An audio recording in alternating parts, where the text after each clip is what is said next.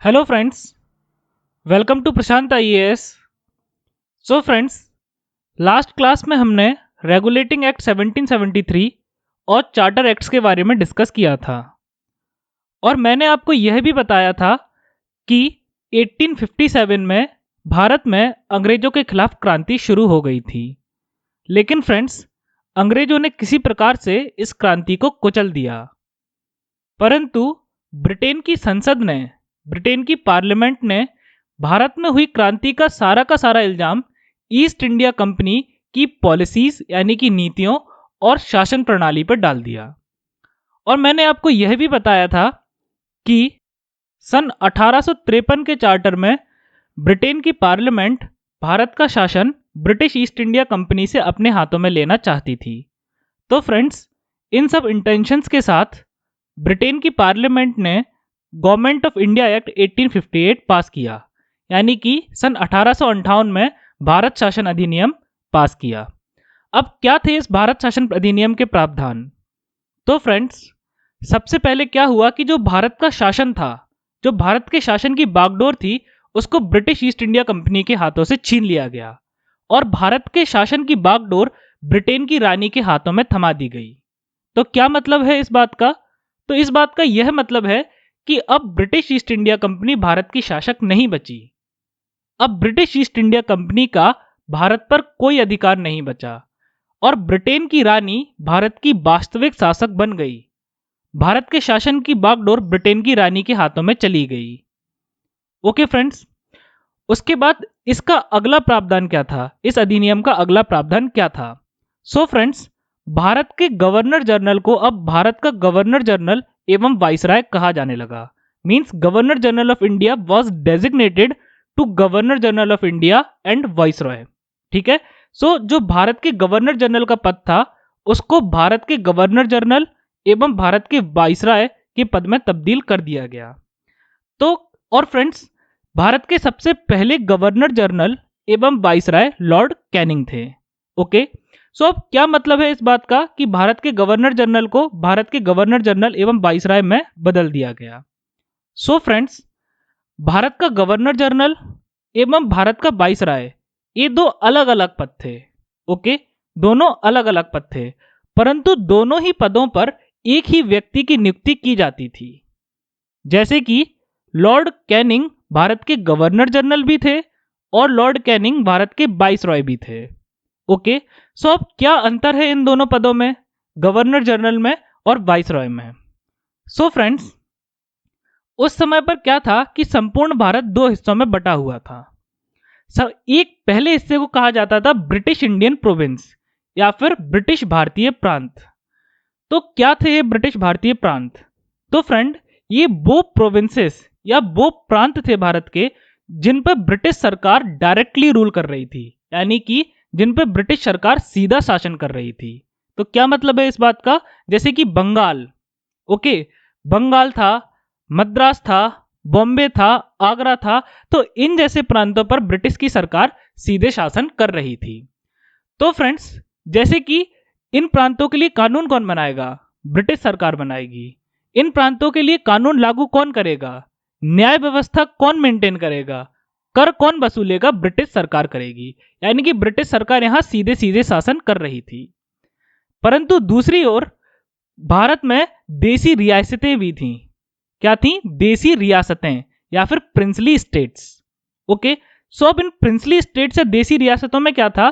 तो इनका जो शासक होता था वो एक देसी राजा, यानी कि वो एक भारतीय राजा होता था। जैसे कि कश्मीर, कश्मीर एक प्रिंसली स्टेट था, यानी कि एक भारतीय रियासत थी। ओके। अब फ्रेंड्स, इन देसी रियासतों में क्या था कि इनमें जो भारतीय राजा था वो आंतरिक रूप से स्वतंत्र था। ओके। सबसे पहले तो ये समझो कि ये जो देसी रियासतें थी, इन पर भारतीय जो राजा थे वो शासन करते थे। यानी कि ये देसी रियासतें, प्रिंसली स्टेट्स जो थे, उन पर ब्रिटिश सरकार का, ओके, ब्रिटिश सरकार का सीधा कंट्रोल नहीं था। उन पर ब्रिटिश सरकार सीधे सीधे शासन नहीं करती थी। उन पर सीधा कंट्रोल किसका था? उन पर सीधे सीधे शासन कौन करता था? तो उन पर भारत के जो राजा थे वो सीधे सीधे शासन करते थे।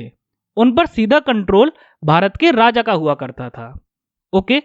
लेकिन फ्रेंड्स, क्या था कि ये जो देसी रियासतें थी वो आंतरिक रूप से स्वतंत्र थीं, यानी कि वो आंतरिक रूप से संप्रभु थीं, इंटरनली सोवरेन थीं, ठीक है, परंतु वे बाहरी रूप से स्वतंत्र नहीं थीं, वे बाहरी रूप से संप्रभु नहीं थीं।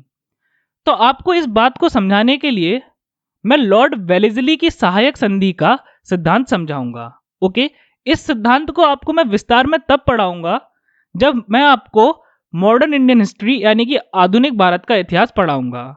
यहां मैं बस आपको शॉर्ट में समझा दूंगा कि क्या थी ये संधि। ओके, इसे इंग्लिश में कहते हैं lord Wellesley's treaty of subsidiary alliance. तो क्या थी ये सहायक संधि या ट्रिटी ऑफ सब्सिडरी अलायंस? तो फ्रेंड्स, क्या हुआ कि उस वक्त लॉर्ड वेलेस्ली ने लगभग सभी भारतीय राजाओं से सहायक संधि पर हस्ताक्षर करवा लिए, यानी कि अब वे भारतीय राजा सहायक संधि के प्रावधानों से बंधे हुए थे। ओके, और एक सहायक संधि के प्रावधान क्या थे?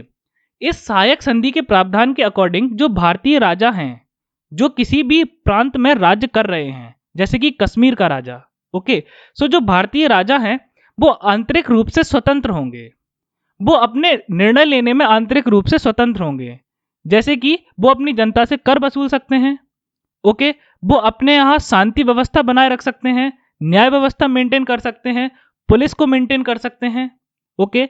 लेकिन सहायक संधि के प्रावधानों के हिसाब से वे बाहरी रूप से स्वतंत्र नहीं थे, बाहरी रूप से वे ब्रिटिश सरकार के सबऑर्डिनेट थे, ओके, ब्रिटिश सरकार उनकी सुपीरियर थी, यानी कि वे ब्रिटिश सरकार के अधीन थे और ब्रिटेन सरकार उनकी क्या थी? बॉस थी।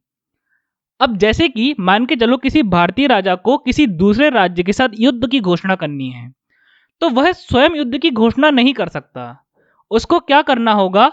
उसको सबसे पहले ब्रिटिश सरकार से परमिशन लेनी होगी। किसी भारतीय राजा को किसी दूसरे राज्य के साथ संधि करनी है या उसके साथ अलायंस बनाना है, यानी कि गठबंधन बनाना है, तो वह ऐसा स्वयं नहीं कर सकता। क्यों? क्योंकि वो बाहरी रूप से संप्रभु नहीं है, उसको इसके लिए ब्रिटेन सरकार से परमिशन लेनी होगी।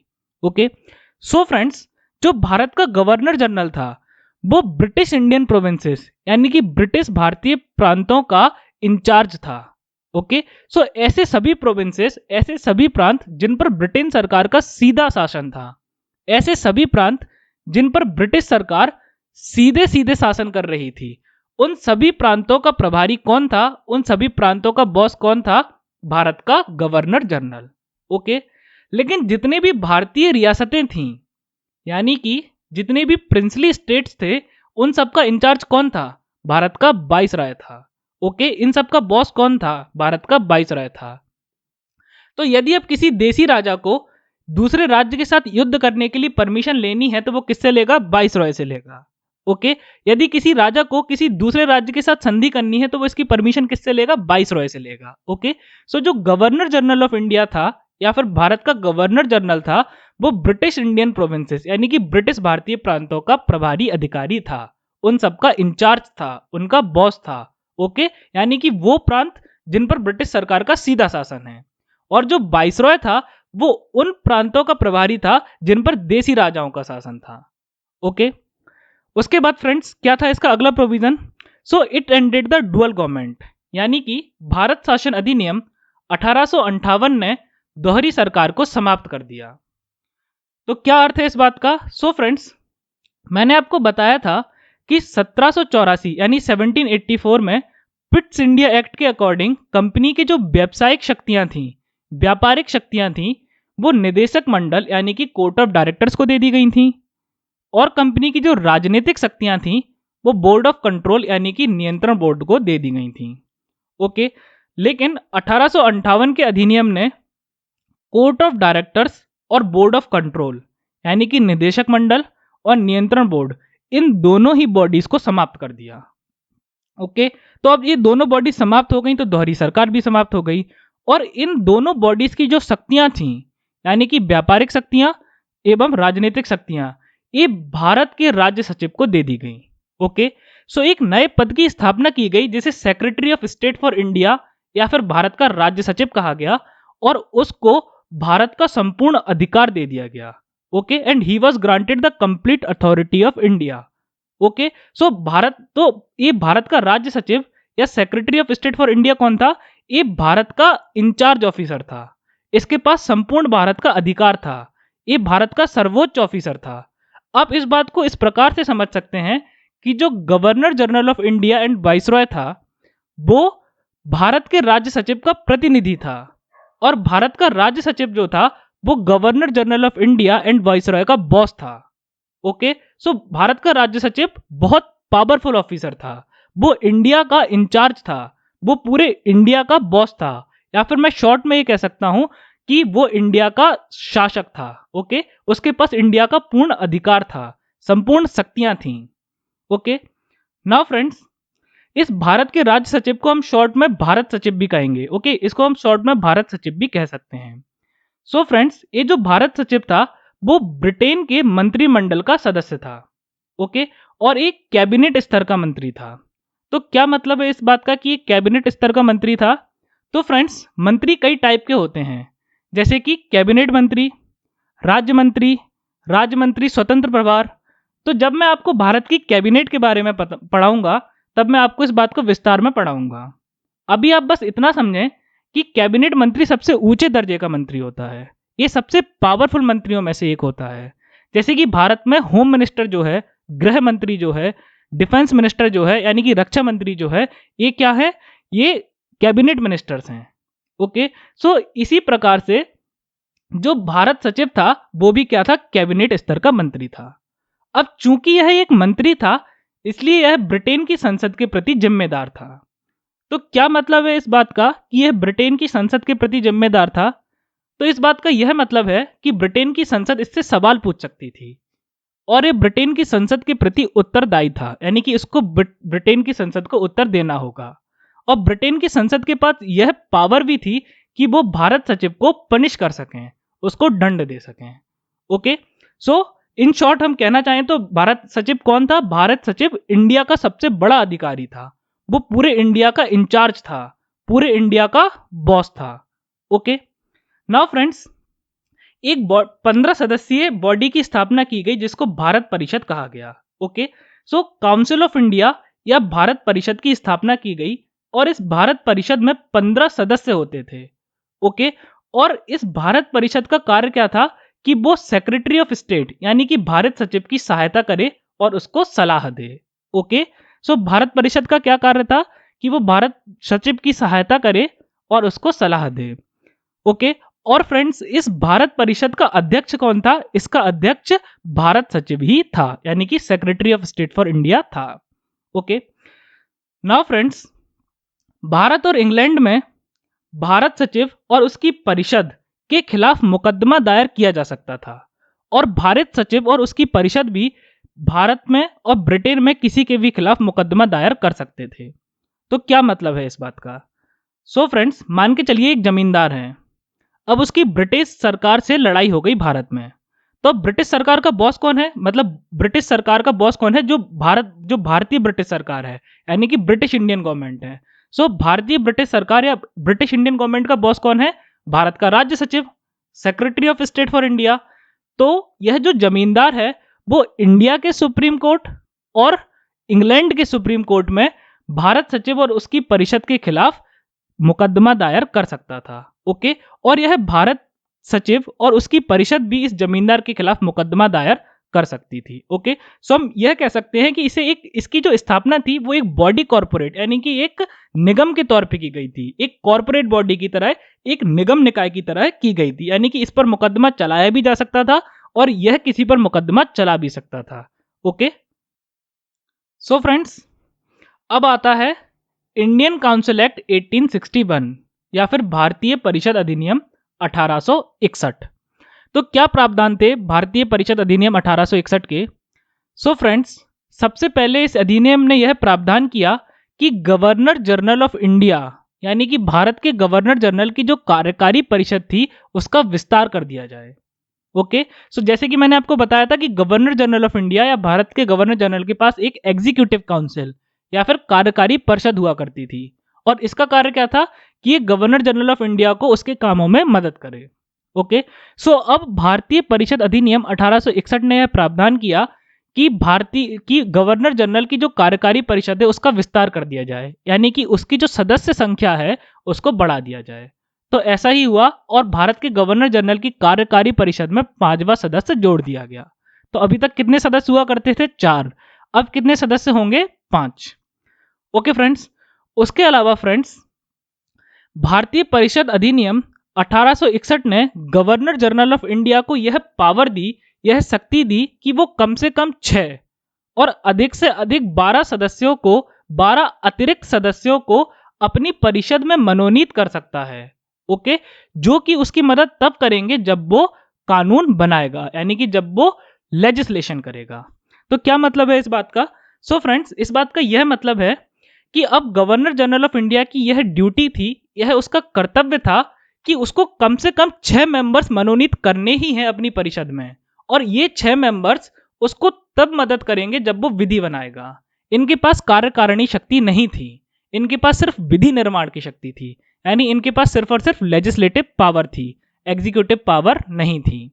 ओके, उसके अलावा गवर्नर जनरल ऑफ इंडिया के पास ये पावर थी कि वो ज्यादा से ज्यादा 12 सदस्यों को भी मनोनीत कर सकता है, यानी कि कम से कम 6 तो करने ही हैं, लेकिन वो 12 भी लेकिन वो ज्यादा से ज्यादा 12 सदस्यों को भी मनोनीत कर सकता है, और यह सदस्य उसकी तब मदद करेंगे जब वो विधि का निर्माण करेगा।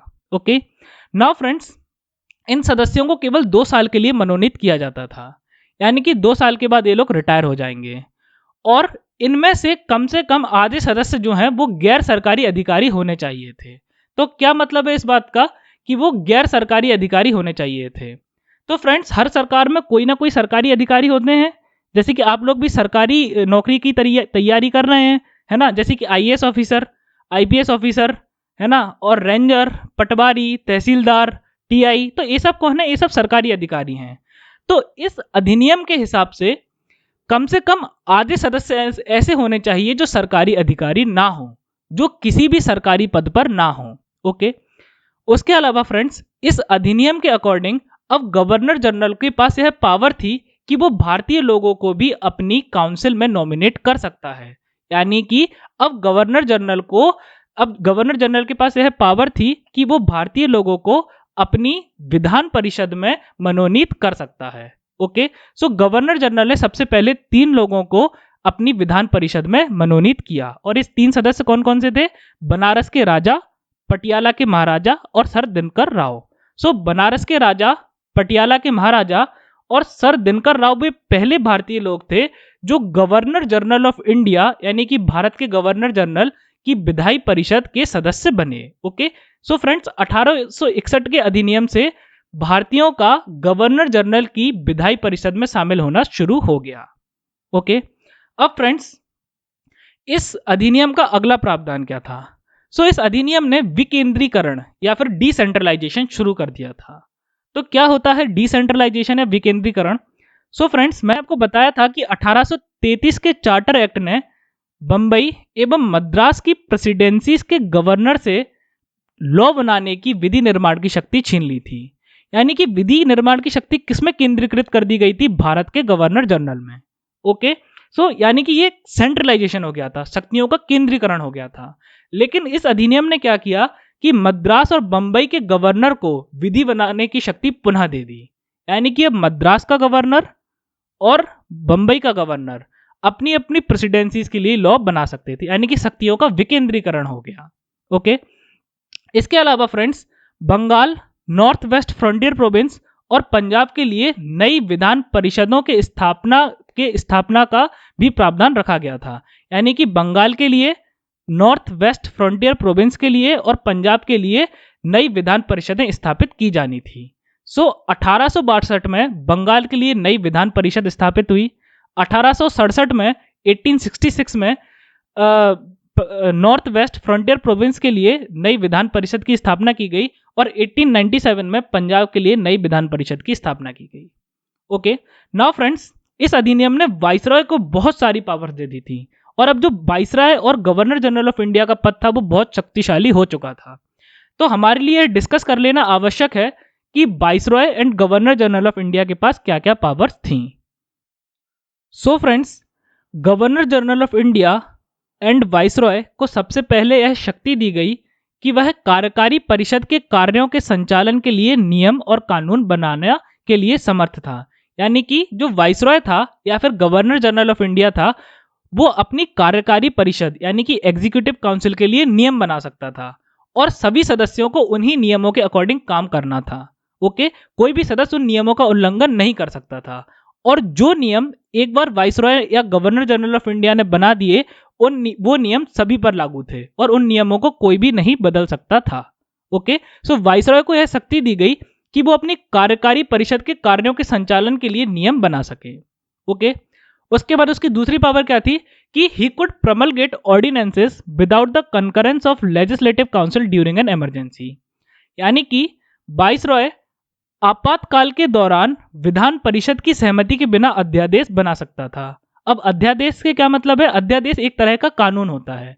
Okay, so friends, governor general of India and viceroy के पास यह शक्ति थी कि यदि देश में कोई आपातकाल है, आपातकाल जैसे कि कहीं विद्रोह हो जाए, क्रांति हो जाए, नागरिक सड़कों पर हथियार लेकर आने लगे, है ना, तो यदि किसी भी प्रकार की क्रांति होती है, विद्रोह होता है, यानी कोई भी आपातकाल है, तो governor general of India and viceroy के पास यह शक्ति थी कि वह बिना अपनी विधायी परिषद से पूछे, बिना अपनी विधायी परिषद से अनुमति लिए वो लॉ बना सकता था, यानी कि वह कानून बना सकता था। ओके, परंतु फ्रेंड्स, ऐसे कानून की उम्र कितनी थी, कितनी लाइफ थी ऐसे कानून की? तो ऐसे ऑर्डिनेंस या ऐसे अध्यादेश की उम्र केवल 6 महीने की थी।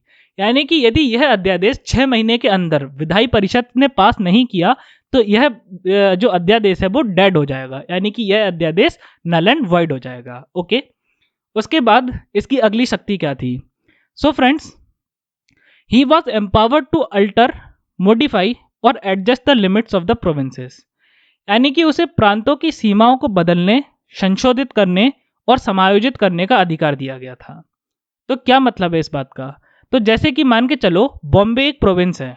ओके, सो अब governor general of India and viceroy के पास यह शक्ति थी कि वो बम्बई की सीमा चेंज कर सकता था। वो बम्बई के एरिया को बढ़ा भी सकता था, घटा भी सकता था।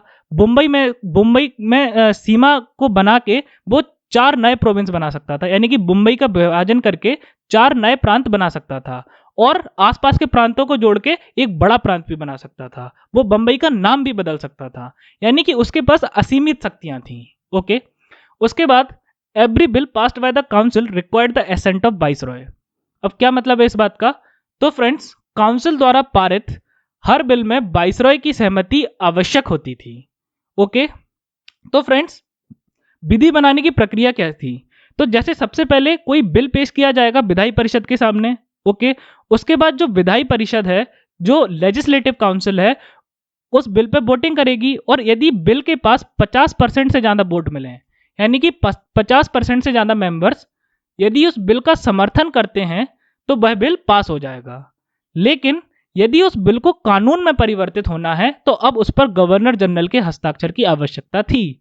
यानी कि जब तक गवर्नर जनरल ऑफ इंडिया उस पर हस्ताक्षर नहीं करेगा तब तक वो कानून नहीं बनेगा। उसके अलावा गवर्नर जनरल ऑफ इंडिया के पास वीटो पावर थी। सो वीटो पावर का मतलब क्या है? वीटो पावर का मतलब यह है कि यदि कोई बिल विधायी परिषद ने पास कर दिया है तो गवर्नर जनरल ऑफ इंडिया उस पर साइन करने से मना कर सकता था और वो उस बिल को अवैध घोषित कर सकता था।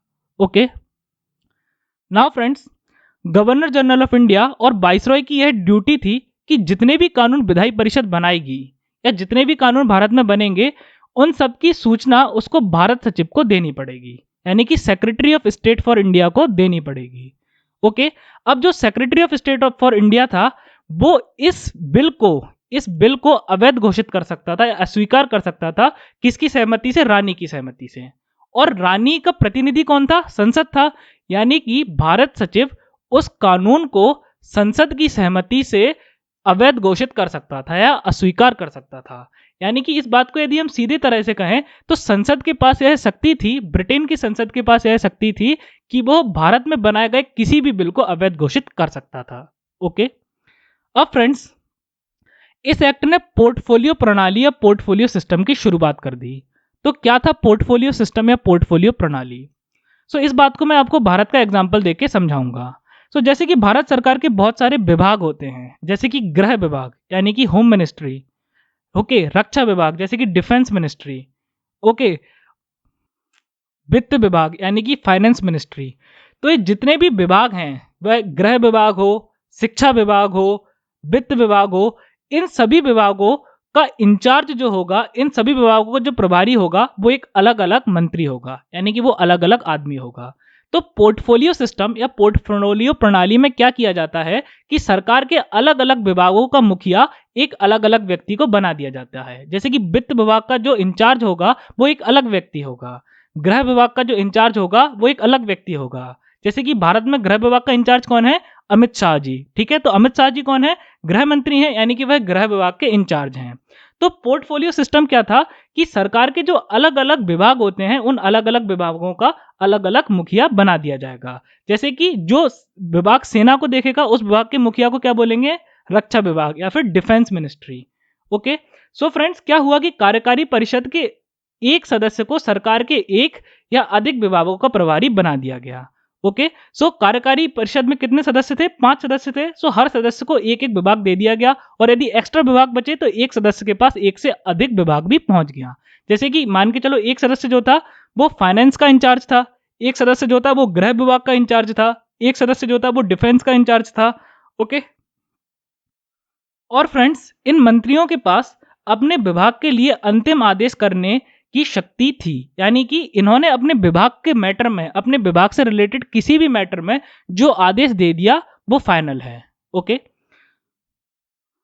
सो फ्रेंड्स, अब आता है इंडियन काउंसिल एक्ट 1892 या फिर भारतीय परिषद अधिनियम 1892। सो क्या थे इस अधिनियम के प्रावधान? सो फ्रेंड्स, सबसे पहले the act increased the number of additional members in the central as well as the provincial legislative councils. तो क्या मतलब है इस बात का? सो फ्रेंड्स, इस अधिनियम ने केंद्रीय और प्रांतीय विधान परिषदों में अतिरिक्त सदस्यों की संख्या में वृद्धि कर दी। ओके, सो क्या मतलब है इस बात का? सो जैसे कि मैंने आपको 1861 के एक्ट में बताया था कि केंद्रीय विधान मंडल जो था, केंद्रीय विधान परिषद जो थी, उसमें कम से कम 6 अतिरिक्त सदस्य होंगे और अधिक से अधिक 12 अतिरिक्त सदस्य हो सकते थे। और इन अतिरिक्त सदस्यों का, एडिशनल मेंबर्स का काम क्या था? गवर्नर जनरल ऑफ इंडिया की मदद तब करना जब वह विधि बनाए। तो 1892 के एक्ट ने यह प्रावधान किया कि अब इन केंद्रीय विधान परिषद में कम से कम 6 की जगह कम से कम 10 सदस्य होने चाहिए। यानी कि 1861 के एक्ट ने क्या कहा था कि कम से कम 6 अतिरिक्त सदस्य होने चाहिए, लेकिन 1892 के एक्ट ने यह बोला कि अब कम से कम 10 मिनिमम सदस्य होने ही चाहिए। यानी कि अब गवर्नर जनरल ऑफ इंडिया की यह ड्यूटी थी, यह कर्तव्य था कि वो कम से कम 10 अतिरिक्त सदस्य, 10 एडिशनल मेंबर्स को अपनी काउंसिल में, अपनी परिषद में मनोनीत करे। ओके, उसके अलावा friends, governor general of India के पास यह पावर थी कि वो अधिक से अधिक 16 सदस्यों को भी अपनी परिषद में मनोनीत कर सकता था। यानी कि केंद्रीय विधान परिषद जो थी वो, उसका आकार बढ़ गया था। उसमें कम से कम 10 सदस्य हो सकते थे और ज्यादा से ज्यादा 16 सदस्य हो सकते थे। ओके, यानी कि अतिरिक्त कम से कम 10 अतिरिक्त सदस्य हो सकते थे और ज्यादा से ज्यादा 16 अतिरिक्त सदस्य हो सकते थे। और बिल्कुल उसी प्रकार सभी प्रांतीय विधान परिषदों का आकार भी बढ़ा दिया गया था। अब उनके लिए नंबर, अलग अलग विधान परिषद के लिए अलग अलग नंबर था। ओके, अब फ्रेंड्स, इसके अलावा विधान परिषदों की शक्ति में भी वृद्धि कर दी गई थी। तो क्या वृद्धि हुई थी इनकी शक्तियों में? तो पहले क्या था कि इनके पास बजट पर डिस्कस करने का, बजट पर चर्चा करने का अधिकार नहीं था। लेकिन 1892 के एक्ट ने विधान परिषद के सदस्यों को बजट पर चर्चा करने का अधिकार प्रदान कर दिया था। उसके अलावा विधान परिषद के सदस्य कार्यकारी परिषद यानी कि एग्जीक्यूटिव काउंसिल के सदस्यों से घरेलू मामलों पर प्रश्न पूछ सकते थे। घरेलू मामले जैसे कि एग्रीकल्चर हो गया, पुलिसिंग हो गई, तो इन सब पर प्रश्न पूछ सकते थे। लेकिन इनकी शक्तियों पर बहुत सारे लिमिटेशंस भी थे, प्रतिबंध भी थे। जैसे कि उनको बजट के बारे में चर्चा करने का अधिकार तो था, लेकिन वो बजट पर अपना वोट नहीं दे सकते थे, अपना मत नहीं दे सकते थे। यानी कि प्रैक्टिकली उनको कुछ पावर दी ही नहीं गई। चर्चा करने से क्या होता है, हम कितनी भी चर्चा कर लें, लेकिन जब तक हमारे पास उस चीज को रोकने की शक्ति ना हो, तब तक हमारी पावर किसी काम की नहीं है। तो जो विधान परिषद थी वो बजट पर चर्चा तो कर सकती थी, लेकिन जब बजट पास होगा तो वो उस पर वोट नहीं दे सकती थी। यानी कि बजट चाहे सही हो चाहे गलत हो, विधान परिषद उसको नहीं रोक सकती थी। उसके अलावा जब विधान परिषद के सदस्यों को कार्यकारी परिषद के सदस्यों से सवाल पूछना होता था, तो उसके पहले उन्हें गवर्नर जनरल की अनुमति लेनी पड़ती थी। और यदि गवर्नर जनरल ने मना कर दिया तो वो सवाल नहीं पूछ सकते थे। और इसके अलावा विधान परिषद के सदस्य पूरक प्रश्न यानी कि सप्लीमेंट्री क्वेश्चंस भी नहीं पूछ सकते थे। ओके, नाउ फ्रेंड्स, इसके अलावा क्या हुआ कि जो विधान परिषद के सदस्य थे उनके चुनाव के लिए अप्रत्यक्ष चुनाव की प्रणाली शुरू कर दी गई, यानी कि system of indirect election was introduced to elect the members of legislative council. अब जो विधान परिषद के सारे सदस्य थे, यानी कि जितने भी अतिरिक्त सदस्य थे, उन सबके लिए यह प्रणाली शुरू नहीं की गई थी। एक्ट में यह लिखा था कि विधान परिषद के कुछ गैर सरकारी सदस्यों को निम्नलिखित निकायों के परामर्श पर मनोनीत किया जाएगा। तो क्या मतलब है इस बात का? सो फ्रेंड्स, जो ये एडिशनल मेंबर्स होते थे, यानी कि जो ये अतिरिक्त सदस्य होते थे, तो ये जो अतिरिक्त सदस्य थे ये विधान परिषद के सदस्य थे। ओके, सो ये जो विधान परिषद के सदस्य थे इसमें सरकारी सदस्य भी थे और गैर सरकारी सदस्य भी थे। सरकारी सदस्य यानी कि जो पहले से सरकारी नौकरी में है, और गैर सरकारी सदस्य यानी कि जो सरकारी नौकरी में नहीं है। ओके, सो इस एक्ट ने यह कहा था कि जो गैर सरकारी सदस्य हैं, ठीक है, तो जो सरकारी सदस्य हैं उनको तो गवर्नर जनरल ऑफ इंडिया अपनी मर्जी से मनोनीत करेगा, लेकिन जो गैर सरकारी सदस्य हैं उनमें से कुछ लोगों को, जो गैर सरकारी सदस्य हैं उनमें से कुछ लोगों को गवर्नर जनरल ऑफ इंडिया अब अपनी मर्जी से मनोनीत नहीं कर पाएगा, अब उनको अप्रत्यक्ष चुनाव से चुनना पड़ेगा। ओके, सो फ्रेंड्स, क्या था सिस्टम कि केंद्रीय विधान परिषद के सदस्यों को कैसे चुना जाता था? तो प्रांतीय विधान परिषद और बंगाल चैम्बर ऑफ कॉमर्स यानी कि वाणिज्य मंडल, तो प्रांतीय विधान परिषद के सदस्य और बंगाल चैम्बर ऑफ कॉमर्स के सदस्यों के रिकमेंडेशन पर, यानी कि उनकी सिफारिश पर, जो गवर्नर जनरल ऑफ इंडिया है, यानी कि भारत का गवर्नर जनरल है, वो केंद्रीय विधान परिषद के सदस्यों को मनोनीत करेगा। ओके, यानी कि यदि इस बात को मैं आपको सीधी भाषा में समझाऊं तो जो केंद्रीय विधान परिषद के सदस्य हैं उनको वोट कौन देगा? उनको वोट प्रांतीय विधान परिषद के सदस्य देंगे और बंगाल चैम्बर ऑफ कॉमर्स के सदस्य देंगे।